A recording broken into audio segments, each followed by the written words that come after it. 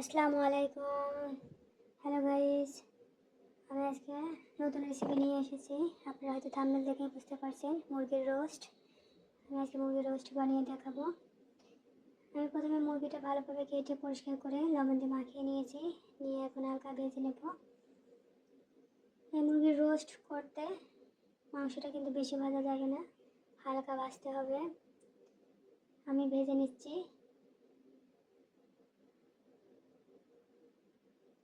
এপাশ ওপাশ করে ভেজে নিতে হবে। আমার এক পাশ ভাজি করা হয়ে গেছে, আর এক পাশ ভাজি করতে হবে।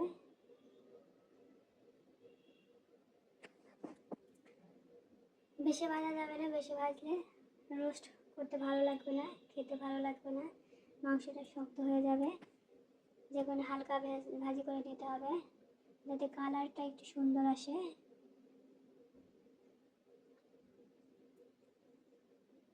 এপাশ ওপাশ করে ভালো করে ভেজে নিলাম। আর এক পাশ ভাজি করা হয়ে গেছে, আর এক পাশ দেখেন গাইস, ওই পাশেও ভাজি করা হয়ে গেছে। এখন আমি মাংসটা উঠিয়ে নিচ্ছি।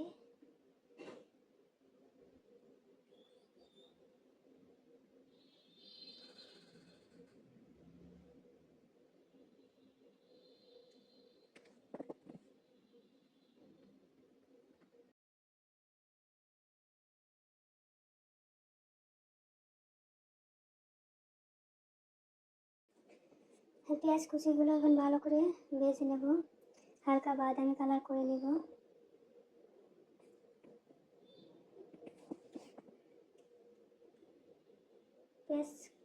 পেঁয়াজটা একটু বেশি দিতে হবে, আর রোস্টে একটু পেঁয়াজ বেশিই লাগবে। তারপর আমি দারচিনি, এলাচ, লবঙ্গ দিয়ে দিলাম।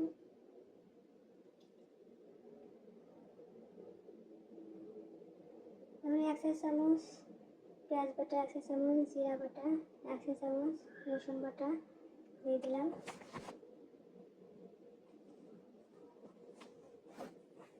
মশলাটা ভালো করে কষায় নিতে হবে। মশলাটা থেকে এটা কাঁচা স্মেল আছে, যদি কাঁচা স্মেলটা না থাকে যে কারণে একটু ভালো করে ভাজি করে নিতে হবে।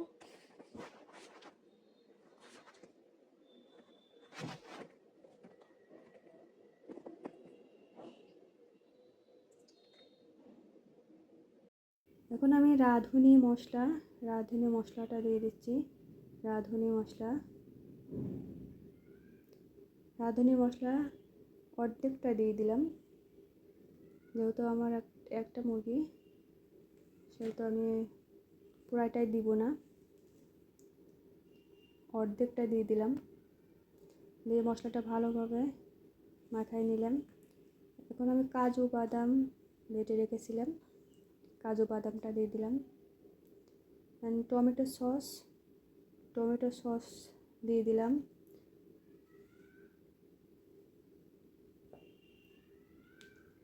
তাহলে সব মশলাগুলো ভালো করে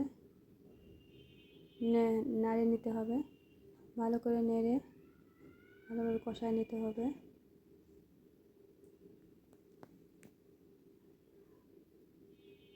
হাফ চা চামচ মশলার গুঁড়া নিলাম, হলুদের গুঁড়া নিলাম হাফ চা চামচ, মরিচের গুঁড়া নিলাম 1.5 চা চামচ পরিমাণ, স্বাদ মতো লবণ দিলাম। সব উপকরণগুলো ভালোভাবে নেড়ে নিতে হবে।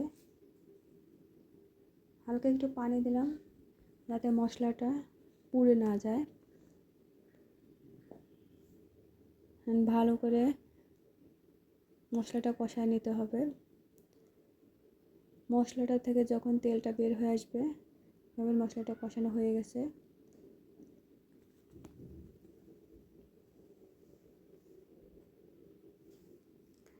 দেখেন গাইস, আমার মশলাটা কষানো হয়ে গেছে। এখন আমি মাংসগুলো দিয়ে দেবো একে একে।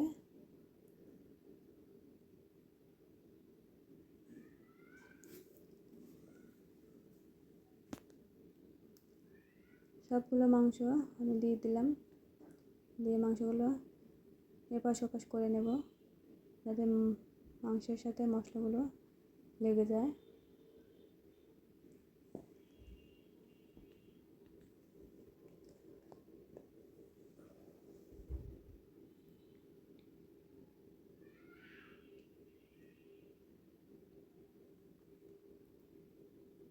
আমি এখন তরল মিল্ক দিয়ে দিলাম। তরল মিল্ক মেজার কাপের 1 কাপ পরিমাণ, মেজার কাপের 1 কাপ পরিমাণ তরল মিল্ক দিলাম। আর রোস্টটা কষানো হয়ে গেছে।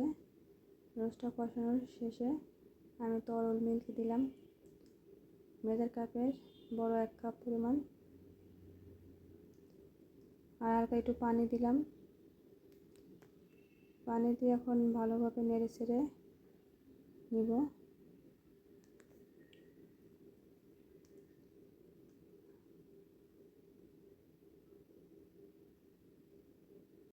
রোস্টটা প্রায় শেষের দিকে, প্রায় রান্নাটা হয়ে গেছে। কি সুন্দর লোভনীয় কালার মনে হচ্ছে।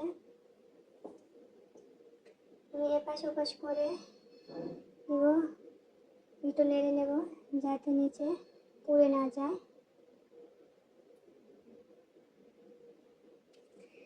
রোস্টটা পুড়ে গেলে কিন্তু ভালো লাগবে না, ভালো একটা স্মেল আসবে, যেটা খাইতে একদমই ভালো লাগবে না।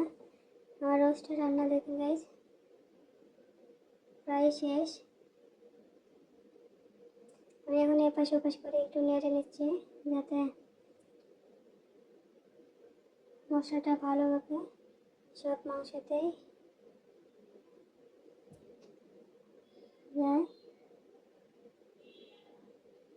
আমার এই রোস্টটা দেখেন গাইজ হয়ে গেছে। আমি এখন নামিয়ে নেব। মনে হচ্ছে রোস্টটা অনেক লোভনীয় মনে হচ্ছে, দেখতে যেমন অনেক সুন্দর লাগছে, টেস্টও অনেক সুন্দর হয়েছে। আমার এই চ্যানেলগুলো যদি আপনাদের ভালো লেগে থাকে, প্লিজ রিকোয়েস্ট করবো সাবস্ক্রাইব করে দেওয়ার জন্য। আমার চ্যানেল যদি আপনাদের ভালো লেগে থাকে তাহলে রিকোয়েস্ট করবো লাইক, কমেন্ট এবং শেয়ার করে দেওয়ার জন্য। ওকে, আল্লাহ হাফেজ।